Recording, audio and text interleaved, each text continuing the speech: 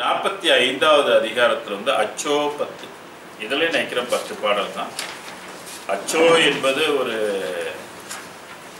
ஆச்சரியமாக சொல்லுகின்ற ஒரு பாடல்.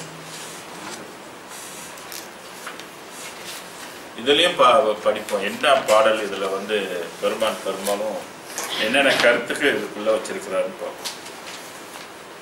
கருத்தனை என் கண்மணியை கண்ணுதலை பெருங்கருணை கடலை வேத திருத்தனையன் சிவபதியை தீங்கனியை தல்லமுதை தெளிவை வானில் ஒரு தனையன் உயிர் துணையை உயிர்க்குயிரை உயிர்க்குணர்வை உணர்த்தினாதி அறுத்தனை சிற்றம்பலத்தின் அருட்பெரும் ஜோதியை பெற்றேன் அச்சோ அச்சோ.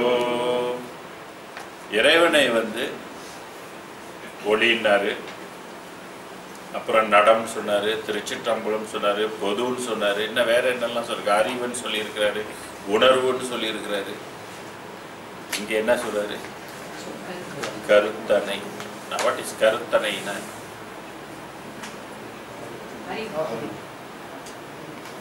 அறிவு.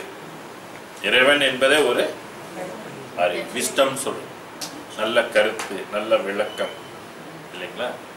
கருத்தனை. இறைவன்கிட்ட என்ன இருக்குன்னா நல்ல கருத்து இருக்கு, ஏதோ உயர்ந்த கருத்து இருக்கு, விளக்கம் இருக்குது அப்படின்லாம் பொருள். இறைவனாலே ஒரு விளக்கமான ஒரு பொருள் என்பது பொருள். இருட்டுன்னா அங்க எந்த விளக்கமும் இல்லை. ஆக கருத்தனை.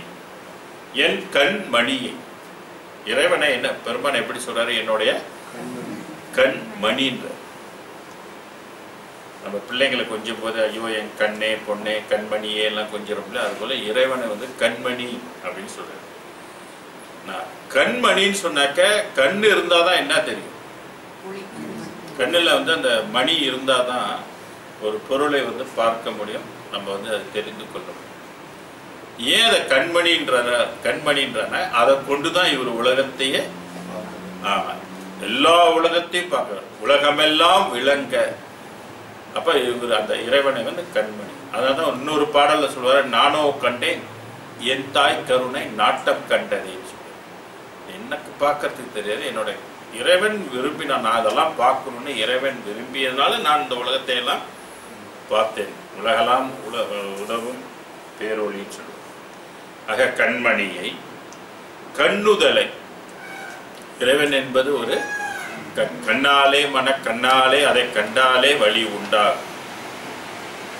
அதை இறைவனை வந்து கண் அப்படின்னு சொல்லு. கண்ணுதலை, கண்ணு போன்றவனை. பெருங்கருணை கடலை. இறைவனுடைய குணம் என்ன? பெருங்கருணை. அப்ப ஒவ்வொரு வெளிகளுக்கும் என்ன உண்டு? கருணை இருக்கு. அதனால எல்லா மதங்களும் இறைவனை வந்து கருணை கருணைனே தான் சொல்லுவாங்க, கருணையாளன் அப்படின்றது. ஆனா பெருமான் இந்த வெளிக்குரிய கருணையை குறிப்பிடும் போது அதை வந்து பெருங்கடல் அப்படின்னு சொல்லுவார். எல்லை இல்லாத ஒரு பெருங்கடல். அது பெருங்கடல். அந்த மந்திரமே அப்படிதான் வந்து அப்படி அருப்பெருஞ்சோதி அருப்பெருஞ்சோதி தனி பெருங்கருணை. நம்ம இன்னும் பெருங்கருணை என்ன பண்றோம், என்னென்ன இதெல்லாம் நம்ம இன்னும் உள்ளுக்கு போய் பார்க்கணும். பெருங்கருணை நமக்கு என்ன லாபம் கிடைக்கும் அப்படின்லாம் பார்க்கணும். பெருங்கருணை நமக்கு துணை செஞ்சா பெரிய வாழ்வு கிடைக்கும், மற்றதெல்லாம் சிறு வாழ்வு தான் கிடைக்கும். பெருங்கருணை எப்போதும் பெருவாழ்வுக்கு தான் அது கொடுக்கும். அதனால பெருங்கருணை கடலை வேத திருத்தனை. நான் வேதத்தை திருத்துகின்றவன், வேத திருத்தனைன்னு. முதல்ல அகத்தை கருத்து புறத்தை வெளுத்து உலக மனங்களை எல்லாம் இறைவன் என்ன திருத்தின்னு சொன்னார் இல்லையா? இது வேதத்தையே திருத்துகின்றவன். இதுவரை வந்த வேதத்தெல்லாம் போய் இது இப்போ ஒரு திருத்தம் பண்ணுது, எல்லாம் புதுமையான ஒரு வேதத்தை, சத்திய வேதத்தை இது கொடுக்கு. அந்த வேத திருத்தனை. சிவபதியை. சிவபதினாலும் இறைவனை தான் குறிக்கும். சிவம்னா ஒளி, பதினாலும் இறைவன். தீங்கனியை. தீங்கனின்னாக்க சுத்தமான ஒரு கனி. இறைவனை வந்து ஒரு நறும் பழம் சொல்ற, நல்ல பழமாக இருக்கின்றது. தெல் அமுத தெளிவை. தெல் அமுதம், தெளிந்த அமுதமாகவும் இருக்கின்றான். தெளிவைன்னு சொன்னார். இறைவன் என்பது ஒரு தெளிந்த பொருள். தெல்லமுத தெளிவை வானில் ஒருத்தனை. வானில் ஒருத்தனை. இப்ப வான்னாக வெளி. இப்ப இறைவன் எப்படி இருக்கிறான்னா வானாகவும் இருக்கிறார், வான்ல ஒருத்தனாகவும் இருக்கின்றார். அப்ப மற்றதெல்லாம் போச்சா? மற்ற நம்ம என்ன பொருள் சேரமோ முடிஞ்சது. இறைவன் எப்படி இருக்கிறான்? வானாக இருக்கின்றான், வானில் ஒருவனாக இருக்கிறான், வான் மயமாகவே இருக்கிறான். ஏன்னா ஒளியையும் வானும் என்ன செய்ய முடியாது, பிரிக்க முடியாது. ஆக வான்னாலே அது ஒளியாகவும் இருக்கிறான் என்றும் பொருள்படும். வானில் ஒருத்தனை உயிர் துணையை. உயிருக்கு இவன் எப்படி இருக்கிறான்? துணையாக இருக்கின்றான். அதான் உயிர் துணை, உயிர் துணைன்னு பல்வேறு இடத்துல சொல்றாரு. இந்த உலகத்துல வேற யாருமே உனக்கு துணை கிடையாது, கடவுள் ஒருவரை தவிர்த்து. ஒரு ஞான சரியில்லை கூட உலகிலும் பிறரும் உற்ற துணை அன்றேங்கிறது. உலகில் இருக்கிற எந்த பொருளும் உனக்கு துணை கிடையாது. அதனால இது வந்து உயிர் துணை. அப்ப உயிர் துணைனா உலகத்துல எத்தனை உயிர்கள், எங்கெங்கெல்லாம் உயிர்கள் இருக்கோ அந்த உயிர்களுக்கெல்லாம் அருட்பெருஞ்சோதி ஆண்டவர் தான் துணை. ஆனா அந்த துணையை எல்லாருக்கும் எல்லா காலகட்டத்திலும் இது தெரியாது. இந்த துணையை தெரியறதுக்கு எத்தனையோ கோடி ஜென்மம் எடுத்து வரணும். எவ்வளோ புண்ணியங்கள் செய்திருந்தா தான் இந்த துணையை நமக்கு வந்து கிடைக்கும். இல்லைன்னா மற்ற துணை கிடைக்கும், ஆனா அது முடிவான துணை அல்ல. கிடைக்கல. இந்த பூலோகத்துக்கு வந்து அடிக்கடி சொல்லுவாங்க, ஒரு ஆணுக்கு வந்து எப்போதும் ஒரு பெண் துணையா இருக்கும். சரி, இதெல்லாம் எந்த வாழ்க்கைக்குரிய துணை? பூலோக வாழ்க்கைக்கு தான் துணை. நான் துணையா இருக்கிறது எப்பவும் துணையாவே இருக்குமா? எப்பவும் துணையாவே இருக்குமா? இல்ல. என்ன ஆயிடும் துணை? செத்து போயிடுவாங்க. சாகலைனாலும் சமயத்துல பிரிஞ்சு தனியா கோச்சுக்கிட்டு கூட போயிடுவாங்க. எல்லாம் ஒன்னொன்று துணையா கட்டி வச்சு எப்படி வெறுப்பாயிடும், டிவோர்ஸ் ஆயிடுது பலமா. இதெல்லாம் வந்து உயிருக்கு துணை கிடையாது. சரி, இதை ஏன் வந்து இந்த மாதிரி அமையுது அப்படின்னு கேட்டீங்கன்னா, கர்மாவுக்கு தக்க மாதிரி சில துணைகள் அமைந்து ஒரு குறிப்பிட்ட காலத்துல துணை இல்லாமலே போயிட்டு, சில பேருக்கு துணை அறவே இல்லாமல் போயிடும்.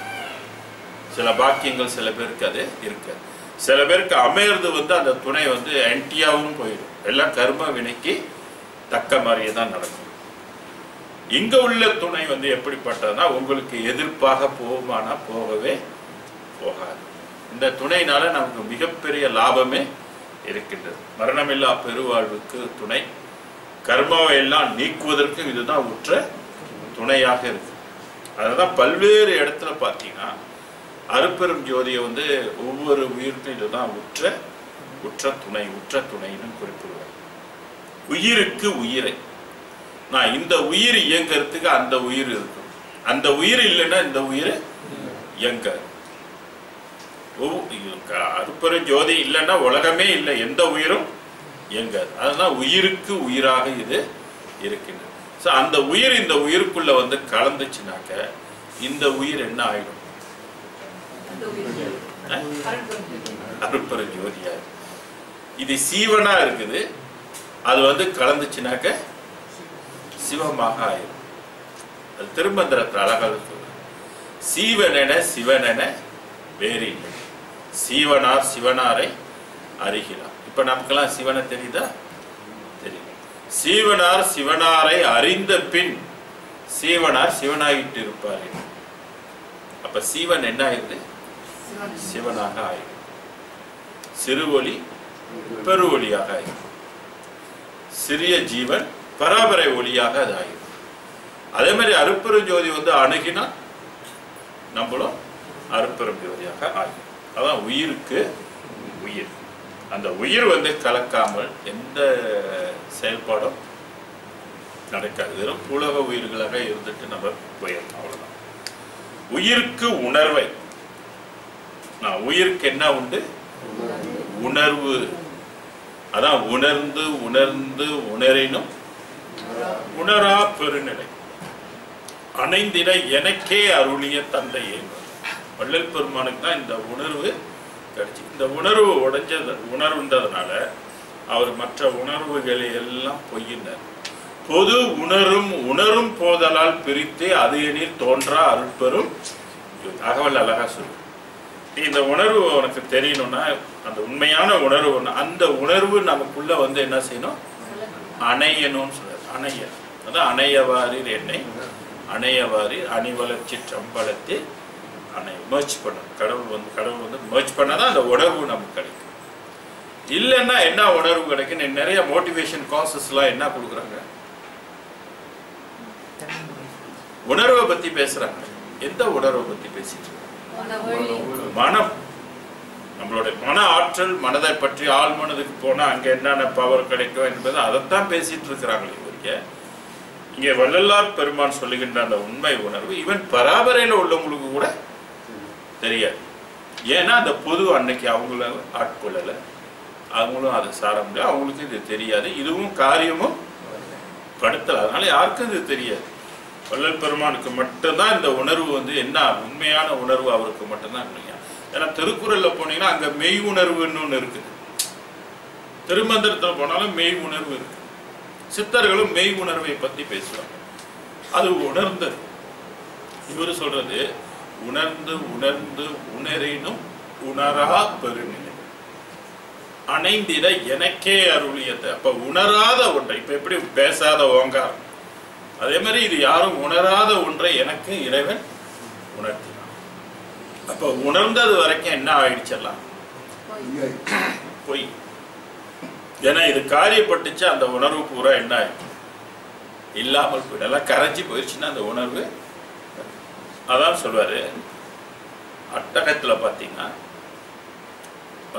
தத்துவம் அனைத்தும் தனித்தனி கடனை தத்துவாதீத மேல்நிலை சித்தியல் முழுதும் தெரியும் அவை மேல் சிவநிலை தெரிந்ததச்சினும் ஒத்த நிலைக்கண் யாமும் எம் உணர்வும் ஒருங்குற கரைந்து. அப்ப அந்த உணர்வு உயிர் எல்லாம் கரைந்து போயிடுச்சுன்னா உணர முடியுமா? உணர முடியெல்லாம் முடிஞ்சது, செத்து போன மாதிரி கதை. அதனால்தான் பெருமான் சொல்லு, எது வந்து நித்தியமோ அதுதான் இறைவன் எனக்கு கொடுத்தான்.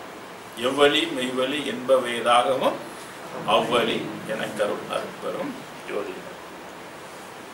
இந்த உணர்வு என்றதை மட்டும் தனியா நிறைய ரிசர்ச் பண்ணலாம். இதுக்குள்ள எந்தெந்த இடத்துலலாம் உணர்வு வந்து சொல்லப்பட்டிருக்குது, என்ன உணர்வை பற்றி என்ன இன்ஃபர்மேஷன் பெருமான் நமக்கு கொடுத்துருக்காருன்னு எடுத்தீங்கன்னாக்க அதுல நிறைய செய்திகள் உங்களுக்கு கிடைக்கும்.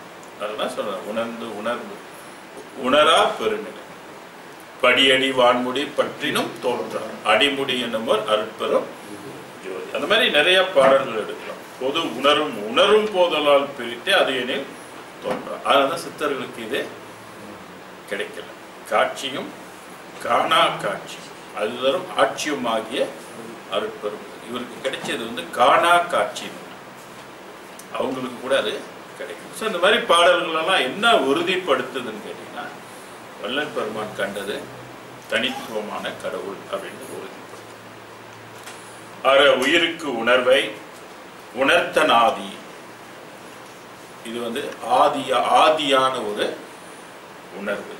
இப்ப அந்த மெய் உணர்வுல இருந்து நம்ம இப்ப கீழ்நிலையில என்ன உணர்வுக்குள்ள சிக்கி இருக்கிறோம், அது உணர்த்தனாதி என்பது மேல ஆதியான உணர்வு. இப்ப அதை விரிந்து விரிந்து அப்படியே இறங்குனதுனால நம்ம இப்ப வந்து அஞ்ஞான வெளிக்குள்ள வரும். நான் இதுக்கு என்ன உணர்வு, இயல்பான உணர்வு,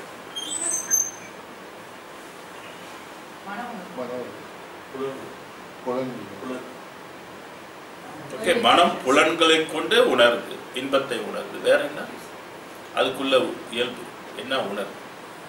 கோப உணர்வு, காம உணர்வு, பசி உணர்வு, மோக உணர்வு, ஆசை உணர்வு, உலகத்தில் உள்ளது மேலெல்லாம் ஆசைப்படுற உணர்வு இதுகிட்ட வச்சிருக்கு. சந்தேக உணர்வு, பொறாமை எல்லாம் இருக்குல்ல. அப்ப நம்ம மொத்தத்துல எப்படி இருக்கோம்? சுத்தமா இருக்கணுமா அசுத்தமா இருக்கணும்? அசுத்தம் வெளியில இருக்கா உள்ளுக்கு இருக்கு? உள்ளுக்கு இருக்கு.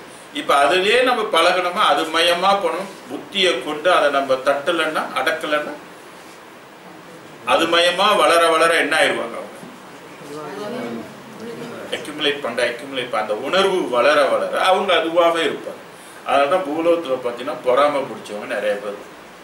ஏன்னா பொறாமை எப்படி சுத்தப்படுத்துறதுன்னு யாருக்கும் தெரியாது. காம உணர்வு இருக்கும், எப்படி அடக்கிறதுன்னு யாருக்கும் தெரியாது. எது அடக்கணும்?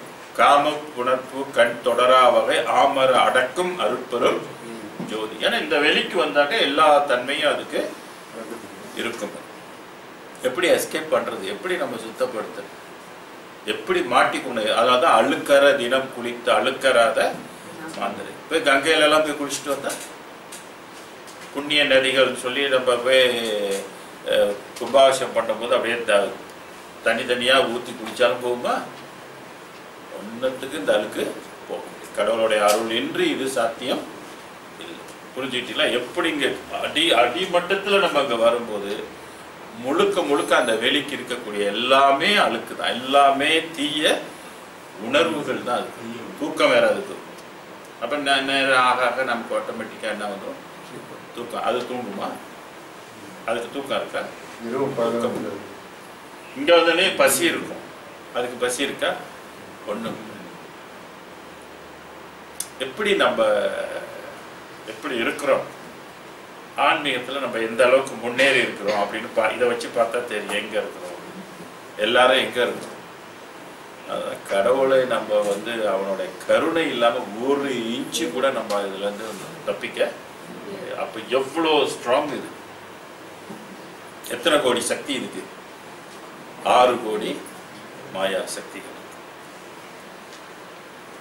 ஓகே, அதுதான் உணர்த்தினாதி அர்த்தனை சிற்றம்பலத்தின் அருட்பெரும் ஜோதி. பார்த்தீங்களா, இந்த இடத்துல சிற்றம்பலத்தின் அருட்பெரும் ஜோதி. அப்ப இந்த சிற்றம்பலம் என்பது தனித்து குறிப்பிடப்படும். பராபரைக்குள்ள அதுவும் திருச்சிற்றம்பலம். இங்கே இருக்கக்கூடிய அருட்பெரும் ஜோதியை பெற்றேன் அச்சோ அச்சோ. அப்ப திருச்சிற்றம்பலத்து என் அருட்பெரும் ஜோதியை பெற்றேன் அச்சோ அச்சோ. இந்த இடத்துல திருச்சிற்றம்பலம் என்பது பராபரைக்கு பொருத்த முடியுமா? பொருத்த முடியாது. திருச்சிற்றம்பலத்து என் அருட்பெரும் ஜோதியை பெற்றேன். பக்தங்களுடைய ஜோதி. எந்த அருளடைமீன் இரவா வரம் பெறலாம் இன்புருளாமேன்னு சொல்றது மாதிரி, எப்பாரும் எப்பதும் எங்கனும் சென்று எந்த நினைவு அருட்புகழை இயம்பினர். இவருடைய அருள் இவருக்கு கிடைத்தது. அந்த மாதிரி தான் இவர் போதிப்பாரே ஒழிய மற்றத வெளிகளை இவர் குறிக்க மாட்டார். மெய்யனை. மெய்யனைனா உண்மையான. எதெல்லாம் கரைஞ்சி போச்சோ அதெல்லாம் ஆட்டோமேட்டிக்கா என்ன ஆயிடுச்சு? பொய்யனைன்னு சொல்ற. இன்னொரு இடத்துல கூட சொல்றாரு, மெய்ப்பொய் இல்லாதவனை. ஒரு நேரத்துல மெய்யா இருக்குது, இன்னொரு நேரத்துல அது பொய்யா போகும். பராபரே ஒரு காலத்துல மெய், ஆனா ஒரு காலத்துல அது அதான் மெய்ப்பொய் இல்லானை. இது மெய்யாவும் இல்லை பொய்யாவும் இல்லை, இது தனித்துவமாக இருக்கின்ற ஒன்றை சொல்லுது. ஆக இங்க மெய்யனை துயர் தவிர்த்த விமலன். மெய்யா இருக்கக்கூடிய இறைவன் என்ன செய்வாரு? துயர். துயர் எது? துயர். துயர் என்பது துன்பம். எது துன்பம்? சாகிறது தான் பெரிய துன்பம். அதுதான் வரவே. சாவதென்றும் பிறப்பதென்றும் சாற்றுகின்ற பெரும் பாவம் தன்னை எண்ணி நோவது இன்று புதிதன்று என்றும் உள்ளதால் சாகிறது. அப்ப நேற்று நம்ம என்ன ஆயிருக்கோம்? செத்துருக்கோம். போன ஜென்மத்தில் செத்து போயிருக்கோம் இல்லைங்களா? போன ஜென்மத்தில் செத்ததோட என்னென்னலாம் பண்ணியிருப்பாங்க, என்னென்ன செஞ்சிருப்பான். செத்து போனா என்னென்னலாம் பண்ணுவாங்க.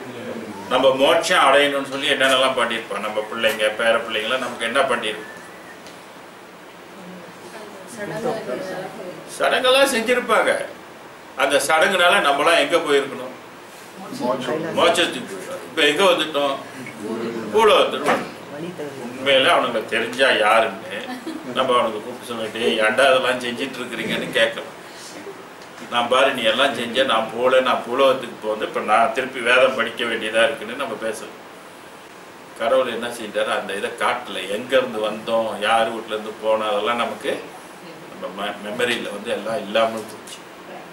அதே மாதிரி இப்ப செத்து போயிட்டாலும் உடனே எல்லாம் செஞ்சாலும் என்ன ஆக மாட்டோம்? போக மாட்டோம். திருப்பி இங்கதான் இதுல நிக்கிறோமே இல்லைங்களா? ஸோ இது நல்லா நீங்க விளங்கிக்கு போய், இதுதான் துயர். தொடர்ந்து நமக்கு வரக்கூடிய ஒரு துயர்.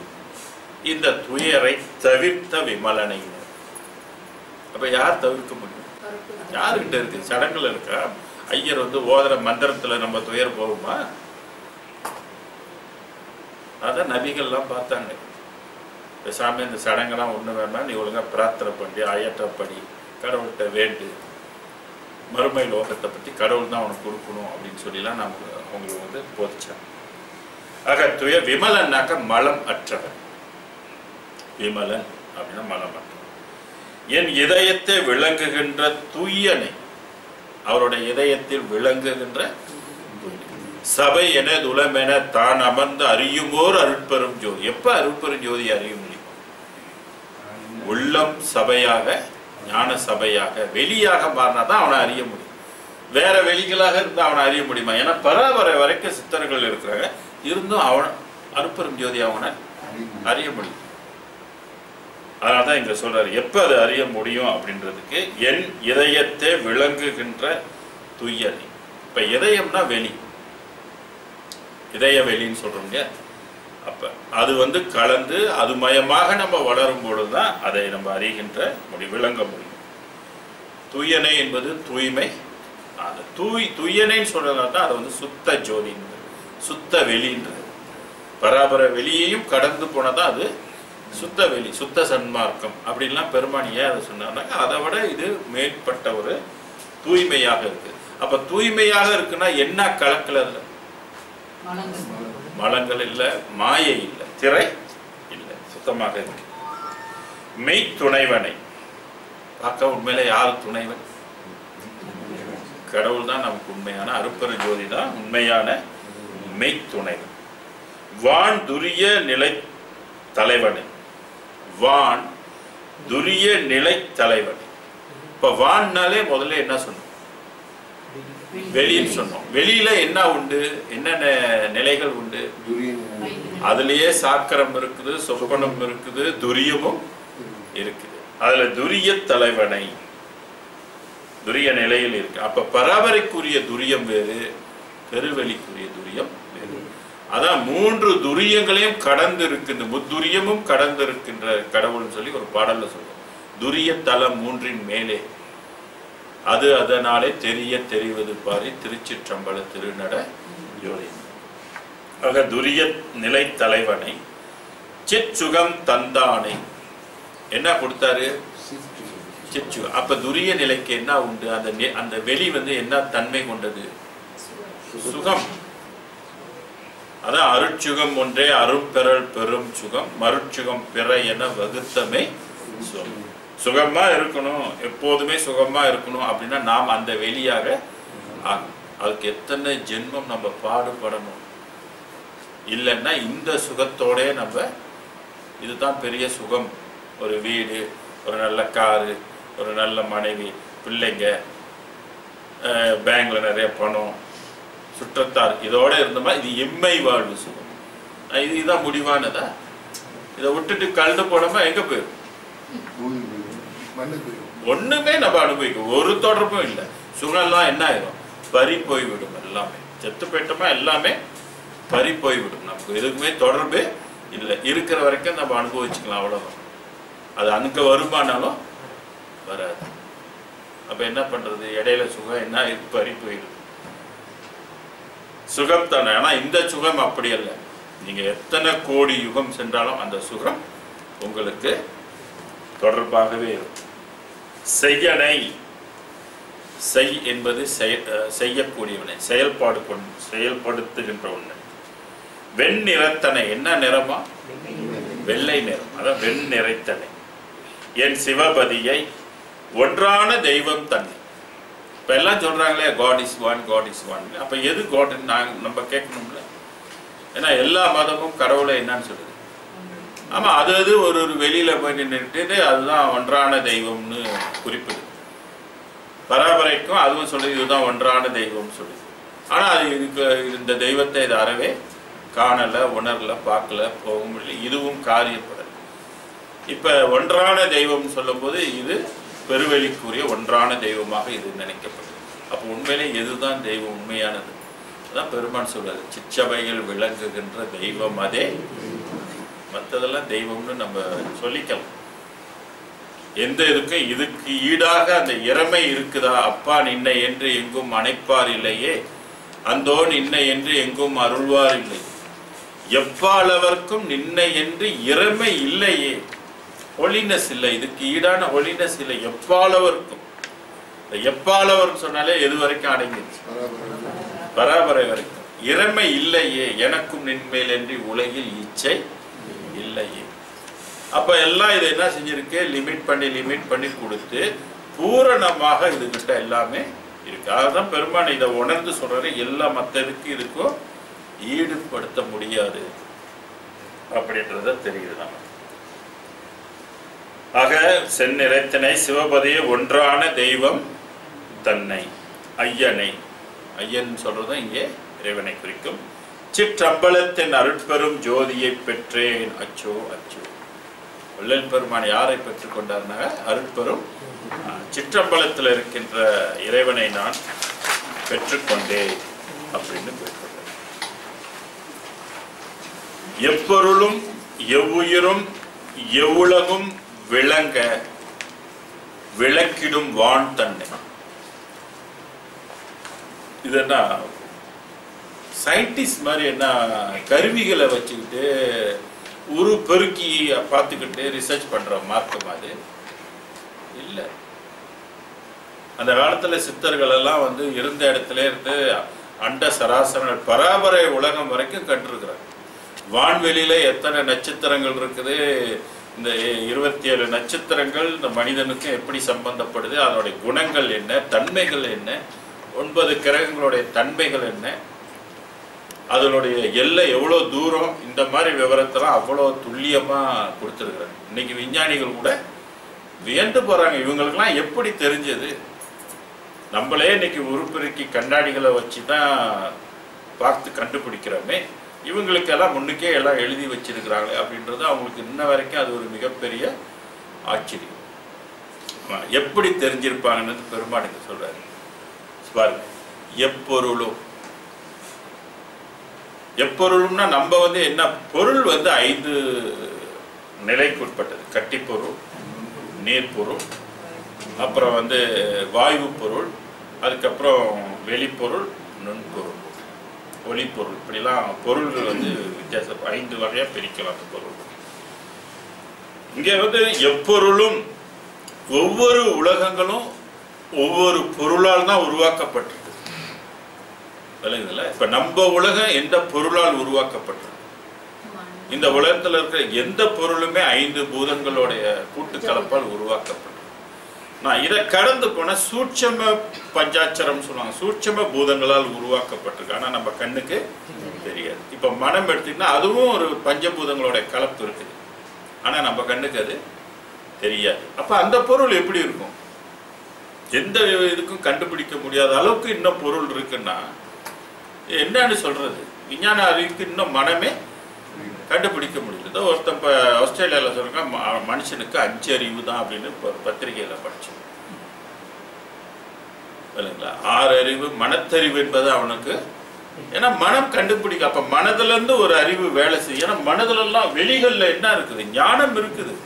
இப்ப நம்ம பாருங்க தெரிஞ்சு வச்சிருக்கோம், எல்லா ஞானமும் எங்க இறைவன் ஒளிச்சு வச்சிருக்கிறார்? வெளிகள்ல இருக்குது. இதுலயே ஒண்ணுமே இல்லாத, ஞானமே இல்லாத வெளி எது? அதனால குழந்தையா பிறந்து நம்ம வந்தோடனே நம்ம கிட்ட ஒண்ணுமே இல்லை. சரி, ஒண்ணு இருக்க வேணாம், ஏற்கனவே படிச்சதாவது வச்சிருக்கலாம் இல்லையா? அதுவும் என்ன ஆகுது? மறுபடியும் சேருதான். திருப்பி பள்ளிக்கூடத்துல போய் ஒரு பெரிய வாத்தியார் வந்து ஸ்கூலுக்கே பெரிய வாத்தியார் செத்து போய் மறுபடியும் வந்து பிறந்தாருனால அவருக்கு போய் என்ன செய்யணும்? அவருக்கு சொல்லிக் கொடுக்கணும். ஒரு டீச்சர் வந்து அவருக்கு சொல்லி அப்படி நிலை. அப்ப இந்த பௌத்திக அறிவை நம்ம எவ்வளவு படிச்சாலும் அந்த ஜென்மத்தோட அது இதைத்தான் சொல்றது. இது வந்து என்ன அறிவு? இது பௌத்திக அறிவு. பௌத்திக அறிவு எதுக்கு வேணும்? அதனால திருவள்ளுவர் பாருங்க 2000 ஆண்டுகளுக்கு அவர் உணர்ந்து சொல்றாரு, கற்றதனால் ஆய பயன்.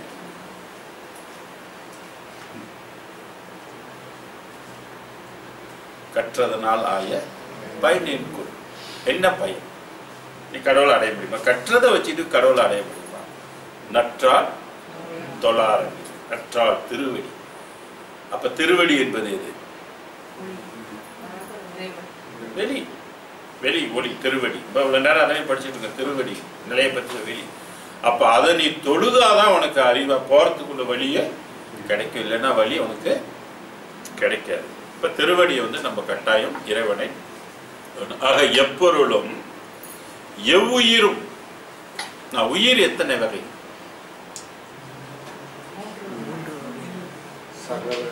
சகல பிரளயகல விஞ்ஞான. இதுல சுத்தம் அசுத்தம் சேத்தமாக்க மொத்தம் 18 வகை உயிர்கள். எல்லாமே அண்ட சராசரங்கள் எல்லாம் உயிர். நம்ம அது ஒண்ணா இந்த உயிரை மும்மலம் பற்றி இருக்குது. சில உயிர்கள் எல்லாம் மும்மலமே பற்றல, அதுவும் உயிர் தான். அதான் வள்ளலார் சொல்றாரு, உடம்பு வரும் வகை எறியீர். உடம்பு வரும் வகை. உடம்பு எப்படி வருது, எப்படி எதை கொண்டு உடம்பு தயாரிக்கப்படுது, எத்தனை வகை உடம்பு இருக்குது தெரியாது. உடம்பு வரும் வகை எறியும். உயிர் வகையே எறியும். உயிர் வகையும் உங்களுக்கு தெரியல. உடல் பருக்க ஒன்றினிடம் உறங்குவதற்கே அறிவு. சாப்பிட்டு சாப்பிட்டு உடம்பதான் சாக போற உடம்ப நம்ம வளர்த்துட்டு இருக்கோம். பிரேதமா போத பிரேதத்தை வளர்த்து கொண்டு இருக்கிறோம் அப்படின்னு சொல்றாரு. மடப்புகு பொய் மனத்தாலே மயங்குகின்ற. இது என்ன மனம்னாரு? பொய் மனம்னாரு. மனத்தை வசப்படுத்தி, இந்த மனதை எப்படி உன் வசத்துக்கு கொண்டு வருது?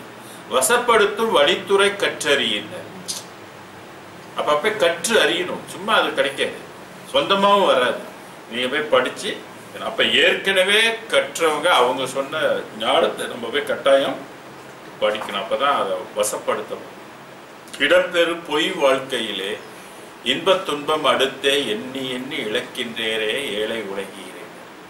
என்ன வாழ்க்கைன்னு சொன்னாரு? பொய் வாழ்க்கைன்னு சொன்னார். பொய் வாழ்க்கை எப்படி ஓடுது பாரு. அப்ப பொய்ன்னு நம்ம அறிவுல இதை விளங்கிக்கணும். எதனால இதை பொய்ன்றது? பொய் வாழ்க்கை. ஆனா நம்ம பார்க்கறதுக்கு எல்லாம் மெய்மர் இருக்கு, உடம்பு இருக்குது, எல்லாமே இருக்கு, சுற்றத்தா இருக்கு, எல்லாம் பார்க்க. ஆனா சொல்லும் போது சித்தர்கள் எல்லாம் இந்த வாழ்க்கையை பொய் வாழ்க்கை பொய் வாழ்க்கை. இப்போ பொய் வாழ்க்கைன்னு முத்திரை குத்தியாச்சுனாக்க நம்மலாம் ஏமாந்த வாழ்க்கை தானே வாழ்ந்துட்டு இருக்கோம். எங்கேயாவது வருத்தப்படுறோமா? ஏமாந்த வாழ்க்கையில் இருக்கிறோம். வருத்தம் கொடுக்குதா? அதை ஏத்துக்கிறோம். பொய்யா என்னமோ பொய்யோ மெய்யோ ஏதோ வாழ்ற வரைக்கும் வாழ்ந்துட்டு இருப்போம். செத்து போனா போறோம் அப்படின்னு ரொம்ப அலட்சியமா நம்ம எடுத்துக்கிறோம். திருப்பியும் அதே பொய்க்கு தான் மறுபடியும் வருகின்றோம். அப்ப மெய் வாழ்க்கை என்பது அதுக்கு நம்ம என்ன பண்ணணும்? மெய் வாழ்க்கை நம்மளாவும் பெற முடியும். யாருக்கிட்டையும் போய் வாங்கவும் முடியாது, யாரும் நமக்கு கொடுக்கவும் முடியாது, பெற்றவங்களும் நமக்கு மெய் வாழ்க்கை கொடுக்கவும் முடியாது. என்னதான் பண்றது? கடவுள் ஒருத்தர் தான், நான் ஒருத்தர் தான் கொடுக்கணும். நீ என் வழியில வந்தா தான் உனக்கு அது கிடைக்கும், இல்லைன்னா கிடையாது. அவரு சில ரூல்ஸ் அண்ட் ரெகுலேஷன்லாம் வச்சிருக்கேன், யாருக்கு கொடுப்பேன் யாருக்கு கொடுக்க முடியாது அப்படின்னு ரூல்ஸ் போட்டு வச்சிருக்கேன். இப்போ நம்ம அந்த ரூல்ஸை தெரிஞ்சு என்ன பண்ணணும்? அவருடைய ரூல்ஸுக்கு ஏற்ற மாதிரி நம்ம அட்ஜஸ்ட்மெண்ட் பண்ணும்போது அவரோட கான்செப்டுக்கு தகுந்த மாதிரி நம்மளை நம்ம அட்ஜஸ்ட் பண்ணிக்கணும். இல்லைன்னா எந்த ஜென்மத்திலையும் இது நமக்கு கிடைக்க போறது கிடையாது. அவர் சும்மா கொடுக்குற ஆளும் கிடையாது, எல்லாமே வகுத்துட்டார். இதுதான் சட்டம், இந்த சட்டத்தை நீ அதான் ஒழுக்கம் கொடுத்துட்டார். ஜீவகாருண்ய ஒழுக்கங்கள் 4 வகை ஒழுக்கங்கள் எல்லாம் நமக்கு வகுக்கப்பட்டது. ஆக எவ்வுயிரும் எவ் உலகம். நமக்கு என்ன உலகம் தெரியும்? எத்தனை உலகம் நமக்கு தெரியும்? பெரும்பாலே 2300 உலகத்துக்கு பேர் கொடுத்துருக்கிறது. ஒரு உலகமாவது நமக்கு சம்பந்தம் இருக்கா? ஒண்ணு வேணாம். செத்து போனா இன்னொரு உலகத்துக்கு போறோம், அதுக்கு உள்ள உலகத்துக்குள்ள தொடர்பாவது இருக்குதா? இல்ல அங்க உள்ளவங்களுக்கு நமக்கு ஏதாவது தொடர்பு இருக்கா? ஒண்ணுமே கிடையாது. மரணம் வரையில் எங்குருவீர் அப்படின்னு ஒரு பாடல்ல பெருமான் கேட்கிற, செத்து போனா நீ எங்க இருக்க போற, அதையாவது தெரிஞ்சிருக்கிறியா கேட்ட. அதையும் நமக்கு தொடர்பு இல்லையே, தெரியலையே அந்த உலகம் எப்படி இருக்கும் அப்படின்றது தெரியல. அதனால எவ்வுலகம் என்பது இங்க எல்லா அண்ட சராசரங்களையெல்லாம் எல்லாமே ஒன்று உலகமாக இருக்கு. உலகெல்லாம் உணர்ந்து ஓதற்கரியவன். எவ்வளவும் விளங்க, யூ கேன் அண்டர்ஸ்டாண்ட் அது என்ன, அந்த உலகம் என்ன பொருள் அப்படின்றது கூட உனக்கு விளங்கும். அதோடைய ஆயுள் எவ்வளோ, அந்த உலகத்துக்குள்ள ஆயுள் எவ்வளோ, அதுவும் உனக்கு விளங்கி கொள்ளும். அவ்வளோ நுட்பமாக விளங்கினதுனால தான் பெருமான் நமக்கு என்ன சொல்றாரு, எந்த இதுலேயும் நீ லட்சியம் நிற்க வேணாம். ஏன்னா அவருக்கு மட்டும்தான் தெரியும் இந்த உலகத்தோட காலம் ஒரு குறிப்பிட்ட காலத்தோட இது எக்ஸ்பைரி ஆயிடும், முடியாது. அந்த மக்கள் எல்லாம் இறந்து போவாங்க, அங்கே இருக்கிற உடம்பை இழந்துருவாங்க, அந்த உயிர் அந்த உலகத்திலே இருந்து சுற்றிக்கிட்டே இருக்கும். திருப்பியும் பூமிக்கு வந்து தான் அவங்க மறுபடியும் சுத்த நிலைக்கு வந்து போக முடியும். அதனால தான் பெருமான் வந்து அதை நல்லா அந்த உலகத்தை வந்து விளங்கி கொண்டார். நான் சித்தர்களும் விளங்கி கொண்டார்கள். விளங்கி கொண்டதுனால தான் அட்டகத்தில் என்ன சொன்னாங்க, இதுக்கு மேலே போனால் நாங்களும் எங்கள் உயிரும் என்ன ஆயிரும்னா எல்லாம் கரைஞ்சிக்குவோம். அப்போ அவங்களுக்கும் ஓரளவுக்கு தெரியுது, இதோட நின்றுக்குவோம், இதுக்கு மேலே நம்ம முயற்சிக்க வேண்டாம், இது தாங்காது, இந்த உடம்பு தாங்காது என்பதை அவங்க உணர்ந்துருக்கிறாங்க. ஆனால் இந்த உடம்பு எவ்வளோ நாளைக்கு வாங்கணும்னு எத்தனை பேர் நம்ம அறிஞ்சிருக்கிறோம். இது தாங்காதுன்னு தெரிஞ்சாலும் நம்ம வாழ்ந்துக்கிட்டு தான் இருக்கும். அப்ப என்ன பெறணும் அப்படின்றது அதான் திருமூலர் சொன்னார், தேகம் எடுக்கும் தேகத்தை அறிய. தேகத்தின் சூட்சம் தெரியாதவருக்கு என்ன தேகம் எடுக்கணும் அப்படின்னு பலருக்கு தெரியும். திருவள்ளுவரும் சொல்லுவார், ஒரு பொழுதும் வாழ்வது அறியா கருதுபோ கோடியும் அல்ல பலன் இல்லைங்களா. அப்ப உடம்பு வந்து நமக்கு தெரியணும். திருமூலர் சொல்லுவார், உடம்பை வளர்த்தேன் உயிர் வளர்த்தேன். அப்ப அவர் எந்த உடம்பை வளர்த்திருப்பாரு, ஒளி உடம்பை வளர்த்து. ஆக எவ்வுலகும் விளங்க விளக்கிடும் வான் தன்னை. அப்ப இந்த வான் நமக்கு வசமானால் ஆட்டோமேட்டிக்கா உங்களுக்கு தெரியாதெல்லாம் தெரியுமா இல்லையா? சொல்லி கொடுக்கணுமா? சொல்லி கொடுக்க வேண்டிய அவசியம் இருக்கா இல்லையா? வள்ளல் பெருமான் யார்கிட்ட போய் படிச்சாரு, எந்த சித்தர் போய் அவர்கிட்ட சொல்லி கொடுத்தாங்க உலகத்துக்கு? அப்ப முன்னோர்கள்லாம் வந்து ஞானசம்பந்தர், திருநாவுக்கரசர், சுந்தரர் போன்றவங்கலாம் இவ்வளவு பெரிய ஞானத்தை கொடுத்தாங்கன்னா எப்படி கொடுத்துருப்பாங்க? எங்க இருந்து அந்த ஞானம் அவங்களுக்குள்ள வந்திருக்கும்? வெளிகள், அவங்க வெளிகளா உள்ளுக்கு வெளியே ஆயிட்டாங்க. வெளியில போனோடனே அங்க இருக்கிற ஞானங்கள்லாம் அவங்களுக்கு வந்தது. அப்ப வெளி வந்து எவ்வளவு இம்பார்ட்டன்ட்னு நம்ம வந்து தெரிந்து கொள்ளணும். ஆக எல்லா உலகமும் விளங்க விளக்கிடும் வான் தன்னை செப்பரிய செப்பரிய பெரிய ஒரு சிவப்பதி. செப்பரிய சொல்வதற்கு அரியது, சொல்ல முடியாது. ஏன்னா வள்ளல் பெருமான் தான் முதல்ல இந்த கடவுளையே எடுத்து உலகத்துக்கு சொல்றாரு. மற்றவங்கெல்லாம் வேற வேற கடவுளை தான் சொன்னாங்க. இது செப்பரிய பெரிய ஒரு சிவப்பதியை, சிவகதியை, சிவபோகத்தை. சிவபோகம் என்பது இப்போ இறைவனோட கலப்பது. சிவபோகத்தை துப்புரவு பெற, துப்புரவுனா முழுமையாக பெற எனக்கே அருளதும் துணிந்தளித்த துணையை. அருள் அமுதம், வான்வெளியில என்ன இருக்குன்னா அருள் அமுதம் இருக்கு.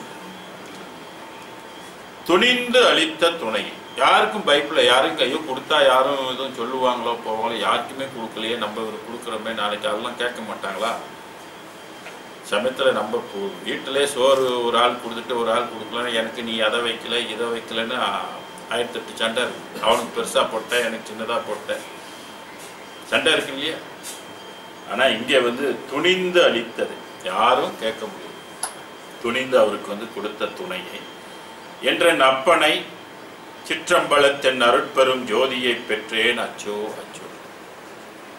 அம்பலத்தில் இருக்கின்ற அருட்பெரும் ஜோதியை தான் முழுமையாக பெற்றுவிட்டேன், நான் அதுவாகவே ஆகிவிட்டேன் என்று அன்றைக்குள்ள பாடல்ல இருந்தாச்சு. இந்த பாடல்ல எப்பொருள் எவ்வுயிர் எவ்வுலகம் நமக்குள்ள அருள் காரியம் படிச்சா எல்லாமே விளங்கும். நொடியில எல்லாமே உங்களுக்கு விளங்கும். ஆனா அதுக்கு எத்தனை ஜென்மம் எடுக்கணும் இப்ப தெரியுமானா ஒன்றும் தெரியும். இப்பெல்லாம் படிச்சு தெரிஞ்சிட்டு இருக்கோம், அவ்வளவுதான். அதுக்கப்புறம் டைரக்ட் கான்டாக்ட் ஆயிடும் எல்லா உலகத்துல. அங்க உள்ளவங்களெல்லாம் நம்ம பேசலாம், அவங்க கூட உரையாடணும். ஏன்னா எல்லாத்தையும் தெரியும். பிரம்மாவை போய் கேட்கலாம், விஷ்ணுவை போய் கேட்கலாம், ருத்ரனை கேட்கலாம், சித்தர்கள்ட்ட போய் பேசணும். ஏன்னா எல்லா உலகமும் உங்களுக்கு தொடர்பு. அது மாதிரி அடுத்து சொல்றாரு பாருங்க, பிரிவெனைத்தும் தோற்றா. ஒரு உயிர் ஒரு உடம்பு எடுத்தனே அதுக்கு ஒரு காலகட்டம் வரைக்கும் தான் அதுல இருக்கு. அதுக்கப்புறம் ஆட்டோமேட்டிக்கா என்ன வந்துடும், பிரிவு. இது வந்து பிரிவு இணைத்தும் தோற்றா. இணைத்தும்னா சிறிதளவு கூட பிரியுமானாக்கா பிரியாது.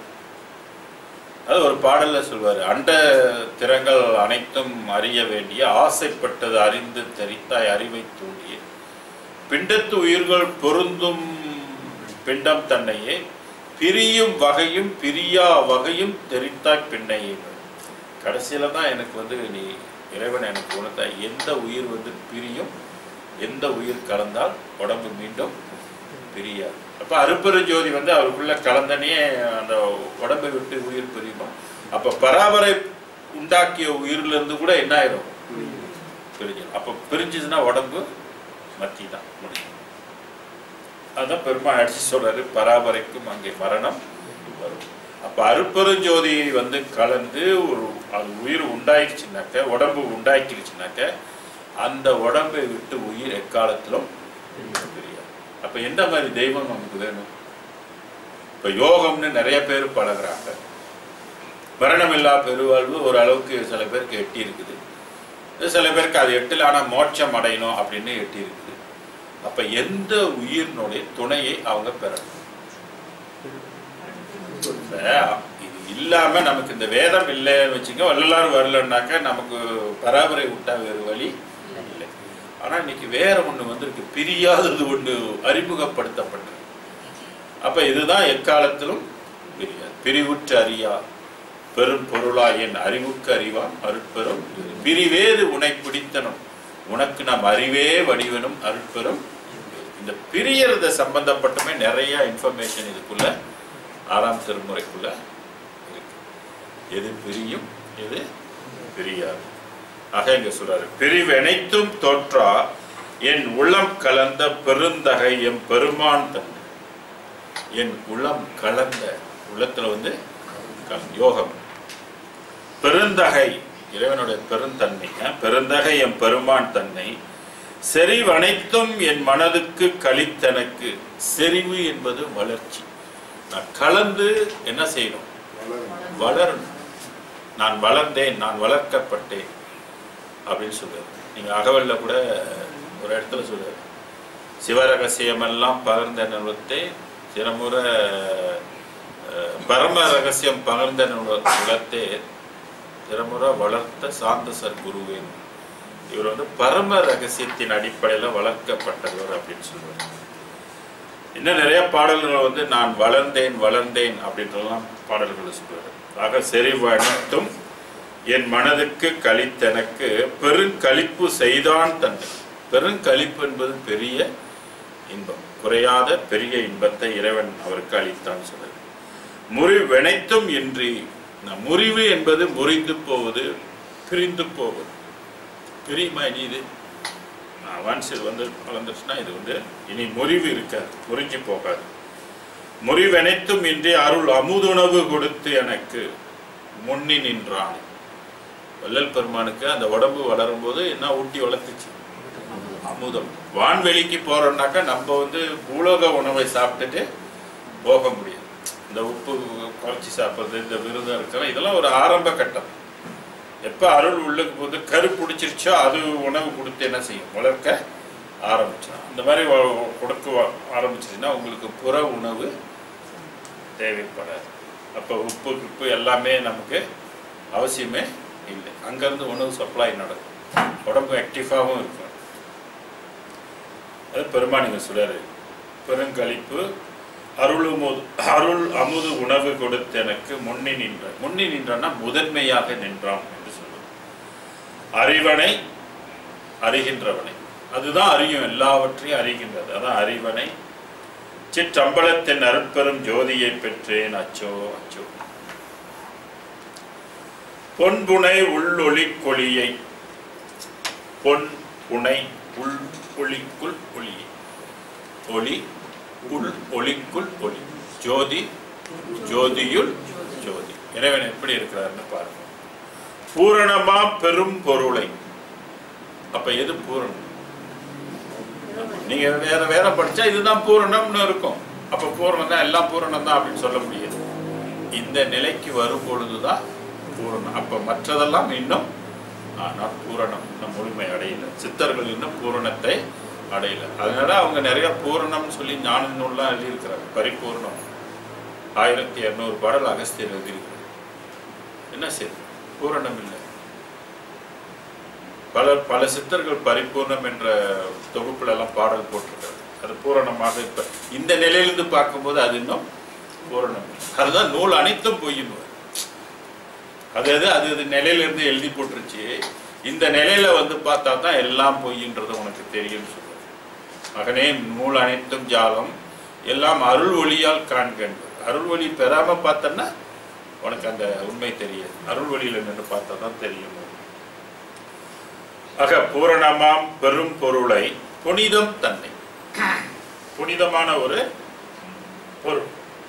என் பிழை பொறுத்து இறைவனுடைய தன்மை என்ன? பிழைகளை எல்லாம் பொறுத்து. எப்படி வந்துச்சு பிழை? எந்த நிலையில செஞ்ச பிழை, எந்த வெளியில செஞ்ச பிழை? சுத்த வெளியா? அசுத்த வெளியில இருக்கும்போது நம்ம கட்டாயம் பிழைகளுக்கு நிறைய ஆட்பட்டோம். பார்க்கறதுல பிழை, கேட்கறதுல பிழை, பேசுறதுல பிழை, உணர்வதில் பிழை, பிழை வந்துடும். ஆக இங்க வந்து அத்தனை பிழைகளும் இறைவன் வந்து பொறுத்து என்னையும் ஏற்று கொண்ட இறைவன் என்ன செய்யும்? ஏற்று கொண்ட அப்படின்னா ஏற்று. இப்ப உலகத்தில் உள்ளவங்க எல்லாத்தையும் இறைவன் ஏற்றுக்கொண்டதா?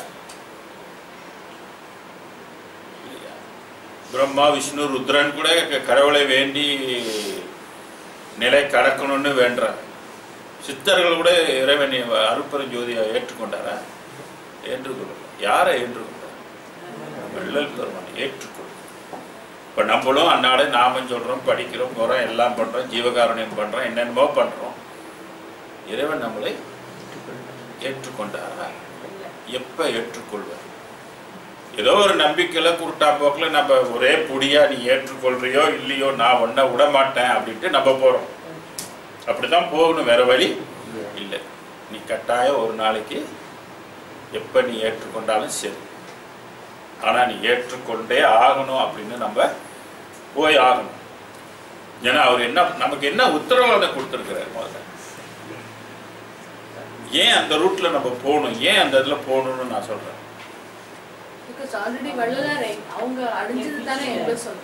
அவரு அந்த நிலைக்கு போனாங்க. இல்லையா? ஓகே ஓகே, ஒண்ணு அன்பருக்கே உதவுன்ற ஒரு பாயிண்ட். இன்னும் ஓகே, வேதம் கொடுத்துட்டாரு. வேதத்துல என்ன சொல்லுது? வணங்க சொல்லுது. அப்புறம் வேற நான் சொல்றேன், 5 சத்தியம் பண்ணி கொடுத்துருக்கு உங்களுக்கு. அதெல்லாம் நீங்க சொல்லணும், நான் அதெல்லாம் எதிர்பார்க்கிறேன். 5 சத்தியம் பண்ணி உங்களுக்கு கொடுத்துருக்காங்க. அதை விட உங்களுக்கு வேற என்ன ஒரு கட்ஸ் கேட்க? அப்ப அந்த சத்தியத்தை நம்பி நம்ம என்ன செய்யலாம்? செயல்பட்டு போலாம். நீ சத்தியம் பண்ணி கொடுத்துட்ட, ஆக நான் உன் வழியில வரேன், நான் என்ன நீ காப்பாத்தலன்னா உன் சத்தியத்துக்கு அர்த்தம் இல்லை. உண்மைதானே? இது இறைவன் சத்தியம் பண்ணி கொடுத்துருக்கிறாருங்க. அப்ப நான் தான் அது வழியில என்ன செய்யணும்? கண்ணை மூடிக்கிட்டு போகணும். அது வேற இங்கிட்டு இங்கிட்டுலாம் பார்க்கணும். இந்த குதிரைக்கு இப்படி லாடா அடிச்சுட்டாக்கா அது எப்படி ஓடும்? நேராக நம்ம இங்கிட்டு இங்கிட்ட அந்த குதிரை பார்க்க. அது மாதிரி நம்ம வந்து இங்கிட்டு சமயமா மதமா இதெல்லாம் பார்க்க வேண்டிய அவசியமே இல்லை. இது ஒண்ணு போதும், கிடைச்சிருக்கு நமக்கு. இதுலயே நேரா போயிடணும். இன்னும் சந்தேகம் வந்துக்கிட்டு இப்படி திரும்பி பார்த்து அங்க பார்த்துட்டு அது திருச்சிட்டம் போல என்னன்னா பொது என்னன்னா இதெல்லாம் கடந்துடணும். ஒரு குறிப்பிட்ட காலத்துல சந்தேகத்தை என்ன செஞ்சிடணும், டக் டக்குன்னு அப்படியே ஆன்சர் வந்துட்டு நீங்க போய்கிட்டு பிடிச்சிடணும். பிடிச்சிக்கிட்டு போனா கண்டிப்பா அது சத்தியத்தை அது ஒரு கால் இந்த ஜென்மத்தில் அது கிடைக்காம கூட இருக்கலாம். ஆனா நிச்சயமா யாருக்கு கிடைக்குன்னா சன்மார்க்க அன்பர்களுக்கு ரிசர்வ். இந்த இடம் வந்து ரிசர்வ் ஃபார் ஹூம் கேட்டா it's already reserve for Sanmar. அப்ப நம்ம சன்மார்க்கத்தில் என்ன செய்யணும்? சமயவாதிகள் முடியாது, மதவாதிகள் இது பெறுவதற்கு முடியவே முடியாதுன்றது இறைவனுடைய திட்டவட்டமான முடிவு. அவங்க எக்காலத்துல இதை பெற முடியாது. நீ பெறணும்னா சன்மார்க்கத்துல பிறந்து என்ன தெரிஞ்சுக்கிட்டு அப்புறம் தான் நீ வர முடியும். அவர் அப்படி வச்சிருக்குது. நீ அங்க எவ்வளவுதான் பண்ணினாலும் நீ திருப்பி வந்து பிறந்து என்ன தெரிஞ்சுக்கிட்டா தான் நான் உன்னையும் தெரிஞ்சுக்கிறேன். என்ன தெரியலன்னா நானும் உன்னை தெரிஞ்சுக்கோ. அறிந்தாரை அறிந்தார், அறிவால் அன்றி இயலான். அது அறிவு கொடுக்கலன்னா நம்மளும் அதை அறிந்து கொள்ள முடியும். ஆக இங்கே சொல்லும் போது பொறுத்து ஏற்றுக்கொண்ட பெருங்கருணை இயற்கை தன்மை, பெருங்கருணை. அதனாலதான் அது நம்ம கிட்ட என்ன எதிர்பார்க்குதுன்னா, இவங்க நீயும் கொஞ்சம் கருணையா, காசு இல்லைன்னாலும் பரவாயில்ல, மற்றவங்களுக்காக ப்ரே பண்ணு. அந்த குணமாவது உனக்கு இருந்துச்சுன்னா அதோடைய கருணை நமக்கு கிடைக்கும். பெருங்கருணை இயற்கை தன்மை, இட்ஸ் அ நேச்சர். இன்பினை, இன்பனா இன்பமுடையதை. என் இதயத்தை இருந்து அருளும் பெரு வாழ்வை, என் இதயத்தை இருந்து அருளும் பெரு வாழ்வுன்னு சொல்லுது. அதுதான் மரணமில்லா பெரு வாழ்வு என்பது என்ன? மரணமில்லாத பெரு. அதான் திருவள்ளுவர் ஒரு பொழுதும் வாழ்வது அறியாற்று. ஏன்னா அவங்க சொல்ற வாழ்க்கையெல்லாம் எது இங்க பூலோகத்தை வாழ்க்கையை அவங்க பேச மாட்டாங்க. நேற்று இருந்தவன் இன்னைக்கு இல்லைன்னு சொல்ற ஒரு பெருமை படைத்தது இவ்வுலகு. நெருநல் ஒருவன் உலன் என்று பெருமை உடைத்தது இவ்வுலகு. நேற்று இருந்தவன் இன்னைக்கு இல்லைன்னு சொல்லக்கூடிய பெருமையான வாழ்க்கையில நீ இருக்கிற. நீ கொஞ்சம் யோசனை பண்ணிக்க. அப்போ உனக்கு என்ன வரும்? மரணம் வரும். அப்ப எதுதான் வாழ்வு? வள்ளலார்கிட்ட போய் வாழ்வை பத்தி கேட்டா சொல்லுவாரு, வையகத்தீர் வானகத்தீர் மற்றகத்தின் நுமது வாழ்க்கையெல்லாம் வாழ்க்கையென மதித்து மயங்காதுன்னு ஒரே போடு. வையகத்தை சொன்னாலும் பரவாயில்ல, வானகம் வரைக்கும் கொண்டு போறாரு. இன்னும் மற்றாகம் பராபரை வரைக்கும் போறாரு. பராபர வாழ்க்கை வரைக்கும் நீ வாழ்க்கைன்னு நினைச்சு மதிச்சு மயங்கிக்கிட்டு இருக்காதுன்னு. இது எவ்வளவு பெரிய அடி தெரியுங்களா? சித்தாந்தத்துக்கு எவ்வளவு பெரிய அடி தெரியுங்களா? ஒத்துக்குமா சித்தாந்தம்? சித்தாந்தவாதிகள் இதை ஏற்றுக்கொள்வாங்களா? சொல்லுங்க. பெரிய சமாச்சாரம் இது. ஒத்துக்கொள்ளவே மாட்டாங்க. ஆனா பெருமான் பெருவாழ்வு என்ற தனியா ஒன்றை வகுத்து பெருமான் கொடுக்கின்றார். பெருவாழ்வை என்னுள் ஓங்கும் அன்பினை, ஓங்கும்னா உயர்ந்து இருக்கின்ற அன்பினை சிற்றம்பலத்தின் அருட்பெரும் ஜோதியை பெற்று. அப்ப உண்மையான அன்பு எந்த வெளியில இருக்குது? அப்ப நம்ம கிட்ட நம்மளும் சொல்லலாம் அன்பு இருக்கு, என்கிட்டயும் அன்பு இருக்குது அப்படின்னு. இது இந்த வெளிக்குரிய அன்பு, அஞ்ஞான வெளிக்குரிய அன்பு. காலத்தால் என்ன ஆயிருக்கு? மாறி. இன்னைக்கு அன்பா இருப்பா, நாளைக்கு பார்த்தா வம்பாய் இல்லைங்களா? இன்னைக்கு அன்புன்னு ரொம்ப கட்டி பிடிச்சா நாளைக்கு பார்த்தா டைவர்ஸ்ல. இந்த அன்பு உண்மையான அன்பு அல்ல. அன்புக்கு இலக்கணம். அதனால்தான் பெருமான் என்ன சொல்றாருன்னா, ஜீவகாருண்யத்தின் லாபமே அன்புன்னு வருது. உண்மையிலே ஜீவகாருண்யத்தில் வரக்கூடிய லாபம் என்ன? அன்பு. அந்த அன்பின் அடிப்படையில தான் யார் அகப்படுவார்? அன்பென்னும் பிடியும் அகப்படும். இங்க உள்ள அன்பு ஜீவகாருண்யம் செஞ்சு அதனால வரக்கூடிய ஒரு அன்பு. அந்த அன்புல தான் இறைவனை நம்ம வசப்படுத்தலாம். அன்பினை சிற்றம்பலத்தின் அருட்பெரும் ஜோதியை பெற்றே அச்சோ அச்சோ. அதான் ஓங்கும் ஓங்கும் அன்பினை. ஓங்கும்னா உயர்ந்து, ஒவ்வொரு வெளிகளுக்கும் அன்பு நிலை என்பது உயர்ந்து இருக்கு. இத்தனை என்றிட முடியா சக்திகள் எல்லாம் உடையானே. இறைவன்ட்ட எவ்வளவு சக்தி இருக்கும் அப்படின்னு கேட்டா எவ்வளவு சக்தி இருக்கும்? இப்ப பிரம்மா கிட்ட எவ்வளவு சக்தி இருக்கும்? விஷ்ணு கிட்ட எவ்வளவு சக்தி இருக்கும்? ருத்ரன் கிட்ட எவ்வளவு சக்தி இருக்கும்? மகேஸ்வரன் எவ்வளவு சக்தி? சதாசிவம், பிந்து, ஒவ்வொரு ஆளுகிட்ட என்ன உண்டு? சக்தி இருக்குது. எல்லாத்துக்கிட்டையும் சக்தி இருக்கு. பராபரைகிட்டையும் சக்தி, பெரிய சக்தி இருக்குது. பராபரைகிட்டையும் பெரிய சக்தி. ஆனா இங்க சொல்லும் போது, இந்த வெளியே பெருவெளிக்கு சொல்லும் போது, இத்தனை என்றிட முடியா, அளவில்லை, அளவுக்க முடியாது. இவர்கிட்ட எவ்வளவு பவர் இருக்குது, cannot be limit பண்ண முடியாது. அப்புறம் very big power. God has all the big powers. இத்தனை என்றிட முடியா சக்திகள் எல்லாம் உடையானே. சக்திகள் எல்லாம் உடையன. ஒவ்வொரு ஆளுகிட்ட என்னென்ன சக்தி இருக்குமோ இவ்வளவு பேர்த்தோட சக்தி எல்லாம் அவர்கிட்ட அடங்கிடலாம். ஆனா அவர்கிட்ட இருக்க சக்தி இவங்ககிட்ட இருக்குமானா இருக்காது. இவங்களுக்கு உள்ள ஒரு தனித்தனி சக்தி இறைவன் வகுத்து கொடுத்துட்டார். பவர் அவ்வளவுதான். அது மாதிரி பூலோகத்துல நம்ம உடம்புக்கு, நம்ம வெளிகளுக்கும் ஒரு குறிப்பிட்ட பவர். அதனால அதுக்கப்புறம் அந்த பவர் என்ன ஆயிடும்? அதனாலதான் அந்த பவர் குறைய குறைய குறைய நமக்கு என்ன வந்தது? சோர்வு. அது அகல சூழல்ல ஒரு அகவல் ஊக்கமும் உணர்ச்சியும் ஒளி தரும் ஆக்கமும் அருளிய அருட்பெரும். அதுக்கு ஊக்கம் இருக்குது, உணர்ச்சி இருக்குது, ஒளி தரும் ஆக்கை. இதுக்குள்ள ஊக்கம் என்ன ஆகுது? லிமிட்டட். அப்ப நமக்கு வந்து we are very limited. அந்த அந்த யூத்தில் இருக்கும்போது வேகம் ஃபுட்பால் பார்க்குறோம்ல, எவ்வளோ பவர் பயன்படுத்துகிறோம், எவ்வளோ ஆக்டிவாக இருக்கிறாங்க. அப்புறம் அப்படியே வயசாக என்ன ஆயிடுவார்? முடிஞ்சு. ஸோ அந்த வெளிக்கு பவர் குறையும் பொழுது ஆட்டோமேட்டிக்காக இந்த பாடியோட ஆர்கன்ஸோட பவர்லாம் குறைஞ்சி. ஸோ என்ன செய்ய முடியும் வயசான காலத்தில்? நமக்கு வேற யாராவது ஒருத்தவங்க இப்போ போட்டு கடிச்சுக்கிட்டு சாப்பிட்றலாம், அப்புறம் எல்லாம் கஞ்சி ஆக்கி தான் அது கூட உள்ளுக்கு போகுமா என்றதும் தெரியும். என்ன பண்ணுறது? இதெல்லாம் நினைச்சா நமக்கு எவ்வளோ வருத்தமாக இருக்குது. ஓல்டேஜ் எல்லாம் நினைச்சா எவ்வளோ வருத்தமாக இருக்குது, கஷ்டமாக இருக்குது. இத்தனை என் பிழை இத்தனை என்றிட முடியா சக்திகள் எல்லாம் உடையன எல்லாம் வல்ல சித்தனை. எல்லாம் வல்ல சித்தனாக அறிவு, இன்டெலிஜென்ஸ் சொல்றோம். சித்தென்றாலே அறிவு என்ற ஒரு சித்தனை என் சிவபதியை. இப்போ சில இடத்துல சித்தனைன்னு சொன்னாலே எல்லாரும் என்ன நினைப்பாங்க? ஓ சித்தமா இருக்க, ஏற்கனவே சித்தர்களாக இருக்க. அது இது அறிவில் இது எத்தனாவது அறிவு? சித்தர்களுக்கு எத்தனை அறிவு? 10 அறிவு. இவருக்கு 12 அறிவு. சித்தனை என் சிவபதியை தெய்வமெல்லாம் விரித்து அடக்கும் தெய்வம் தன்னை. வெரி வெரி இம்பார்ட்டன்டான ஒரு பாயிண்ட் இது. தெய்வம் எல்லாம் விரித்து அடக்கும் தெய்வம் தன்னை. அப்ப இது ஒரு பெரிய தெய்வம். முதல்ல இது ஒன்றான தெய்வம் தன்னை. இந்த தெய்வம் பேசாம இதோட இருந்திருக்கலாம்ல. நீயே உலகத்தெல்லாம் ஆட்டி படைச்சிட்டு நீயே ஒரு இடத்த கொடுத்துருக்கலாம். இது என்ன பண்ணிருச்சு? நிறைய தெய்வத்தை உண்டாக்கிடுச்சு, எல்லாத்தையும் விரித்து விட்டு ஒன்னொன்று விரிய ஒன்றொன்று எல்லாம் தெய்வங்கள் தான். இதெல்லாம் தெய்வ வெளிகள். இதெல்லாம் இதை ஞான உலகம்னு இதை சொல்றது.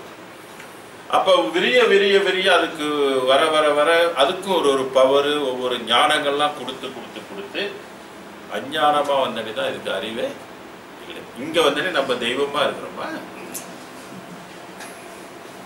மேல்நிலையில நம்ம எப்படி இருந்தோம்? தெய்வமா. அப்ப மீண்டும் நம்ம என்ன ஆகணும்? நீங்க தெய்வம் ஆகித்தான் அந்த ஊருக்கு போகவே முடியும். நீங்க தெய்வம் ஆகலைன்னா போக முடியாது. இப்படி போறதுக்கு வழி தெரியாம நம்மால என்ன பண்றான்னாக்க செத்து போனே விளக்கு வச்சிடறோம். 48 நாளைக்கு இவர் தெய்வமா ஆகணும், விளக்க மட்டும் கொளுத்திக்கிட்டு இருக்கோம். வெளியானே நம்ம என்ன இருக்கு? இந்த தத்துவத்துல வெளியாயிடும், அசுத்தமா இருக்கு. இங்க விளக்கு போட்டு வச்சு யாரு போறது சொல்லு? அப்ப ஜோதியா தான் நம்ம போக முடியும், இல்லைன்னா போக முடியாது. எவ்வளவு கிளியர் கட் இருக்குது பாருங்க. ஏன் பெரும்பாலும் இந்த சடங்கெல்லாம் வேணான்றாரு? அருளை பெற முயற்சி செய்யணும் எதுக்கு சொல்றாரு? அப்ப இதெல்லாம் எழுதி வச்சது யாரு? இப்படி எல்லாம் பண்ணுங்கன்னு எழுதி வச்சது யாரு?